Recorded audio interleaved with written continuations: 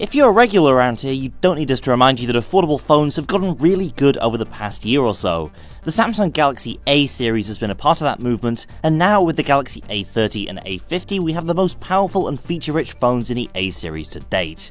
The A50 here is the new standard bearer for Samsung's mid-tier lineup, and it includes the design prowess, technology and features that you might expect from a much more expensive handset.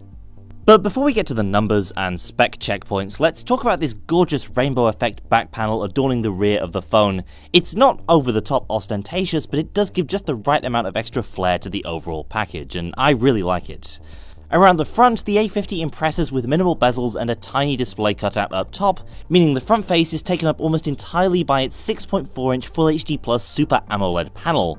Hard to say how that compares with more expensive AMOLED offerings like the Galaxy S10s, but it looked bright, vivid and clear under the show lights here at Mobile World Congress. It's a pretty comfortable ergonomic package despite its large size thanks to the tall 19.5:9 aspect ratio, and it's also impressive to see an ample 4000 mAh battery powering both the A30 and the A50, since previous A-series phones haven't always had the biggest power packs. The A50 is also one of the first mid-tier phones to use an in-screen fingerprint scanner. This isn't the newer ultrasonic model used in the Galaxy S10, so the setup process is quite a bit slower, but it worked reasonably well in our testing here on the show floor in Barcelona, though with a noticeable speed hit compared to the Galaxy S10. Speaking of S10 comparisons, let's get to the software.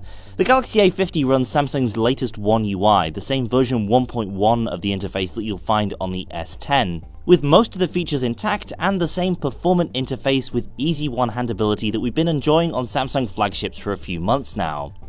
In both how it looks and how it performs, this is every bit a modern Samsung smartphone. That extends to the cameras too. There may be just a single 25-megapixel selfie camera hidden up in that screen cutout, but the triple rear camera array gives you a lot more options. The main shooter is another 25-megapixel unit with an f1.7 lens, that's paired with an 8-megapixel ultra-wide camera f2.2, plus a 5-megapixel sensor for depth detection. That means you get a full array of live focus options to add artificial depth to your pictures, but like other Samsung phones, this can be hit and miss at times. The ultra-wide camera is pretty impressive though, and while it's not anywhere near as good as the Galaxy S10s, it still gives you a dramatic and unique field of view.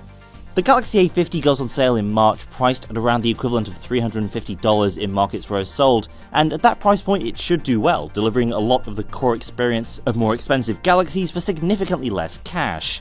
That's it for now. Stay tuned to subscribe to Android Central here on YouTube for more from MWC 2019. Thanks for watching, and I'll see you next time.